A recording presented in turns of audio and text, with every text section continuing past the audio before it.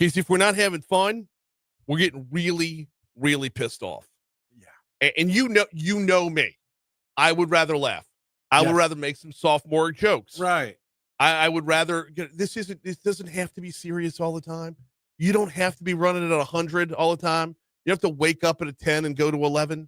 Yeah. That's not the way it has to be. And tomorrow, there's 4 amendments on a ballot. And you just heard Nancy Landry saying a maximum of 17 is what they're looking at. 13 to 17% going to show up. And they're pleased with that? They're pleased with that? Amendment 2 that's on your ballot tomorrow reshapes the way we do business in Louisiana. And I got to tell you, I'm a huge proponent of it. I love it. I don't often come out, really strongly in favor of something that's on the ballot. I try to, make sure that all sides are heard from as best I can. I made offers to opponents for this amendment to come on the show. Just didn't work out. But I got to tell you, like, I'm bumping around. Okay, first of all, my fault. I'm bumping around the Nextdoor app last night. I know. I'm sitting there. LSU's losing 6-2, and I'm on the board. I'm producing the game, and I'm scrolling through, and this one guy, and I'm only going to use first names because I don't want to dox anybody here. But Scott posts up a big poster with Jeff Landry. It says, "Stand with Governor Landry, vote yes on Amendment 2. It says yes, no, maybe so. And overwhelmingly, it's a bunch of no's. And as we've gone through this process, the most vocal opponent to Amendment 2 has been Woody Jenkins. And it didn't occur to me until last night. As I'm scrolling through Nextdoor and then over to Facebook, it didn't occur to me. But, thinking about Woody Jenkins being the biggest opponent of this, or the most vocal opponent to this, outside of maybe Pastor Tony Spell, it did occur to me last night that Ole Elwood was part of the group that wrote the state constitution back in 1974. Amendment 2 is a rewrite of Article 7 of that same constitution. So it's only natural that somebody who wrote the original document would want that work that he put in, a.k.a. part of his legacy, to remain for as long as it possibly can. That being said, it's important to note that with the mountain of amendments that we've seen over the years, the current Constitution is to its original self what Darth Vader is to Anakin Skywalker. But nonetheless, it's still technically the 1974 Constitution, which brings me to another question. Why are we still listening to people who wrote the 1974 Constitution?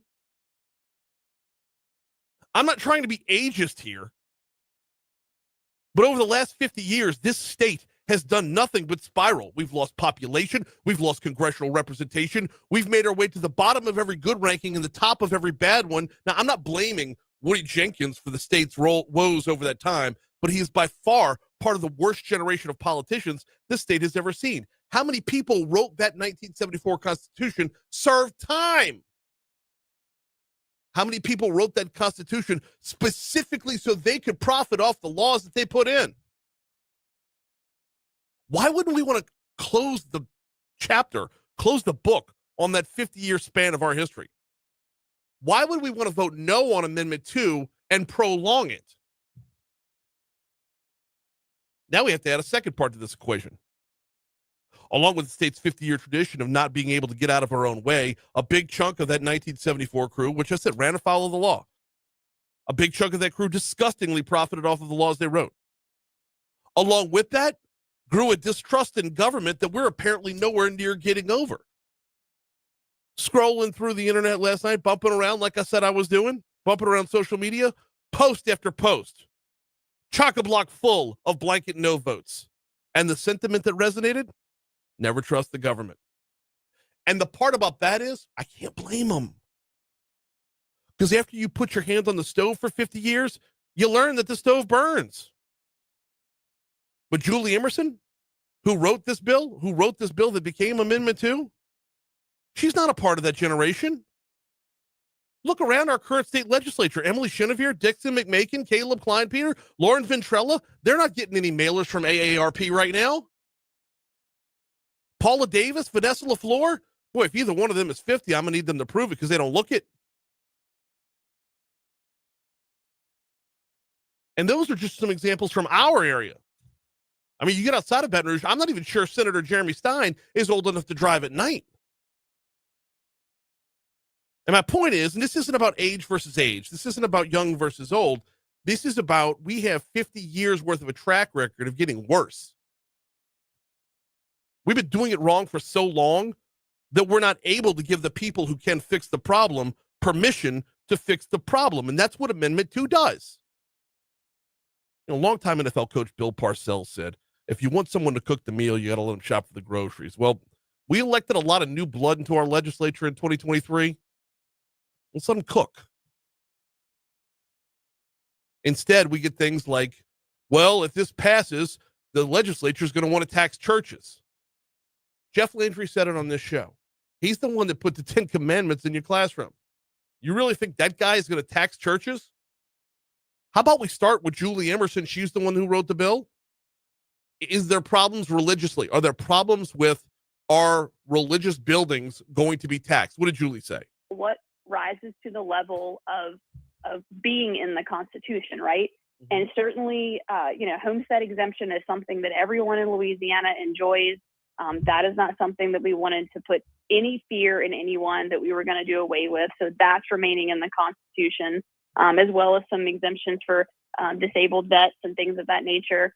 And then one important thing was several of the church organizations came to us and said, look, we totally understand what you guys are trying to do. We have some fear about church properties. And I said, I told them, I completely agree with you. I think that protecting our religious freedoms certainly rises to the level of constitutional protection. It does on the federal level. It should on the state level. They shouldn't have any fear of property taxes being imposed. And so we came up with some language to protect churches in the Constitution. And look, Brian, I'm not. I certainly heard a lot of the complaints and the questions, and I'm very cognizant of that, and I appreciate it. When we sat down with the church organizations to come up with this language, our desire was to make sure that all churches felt that their properties were protected. There's been a lot of questions back and forth on it. I still wholly believe that the language that is in the Constitution that's staying in there completely protects churches. Right. And many, many, many church organizations agree with me because they were there at the table debating this. So what does the language actually say? Reading directly from the bill itself. Property owned by a nonprofit, operated exclusively for religious purposes as a house of worship, residential housing for clergy, priests or nuns, or a seminary or other educational institution training individuals for religious ministry shall be exempt from ad valorem tax pursuant to this section. Now, I think their hang-up is that word exclusively. But if you're a lawyer and you can't defend this in court, maybe check yourself on that front. Because, this sounds like it's protective, at least in my eyes. I could be wrong.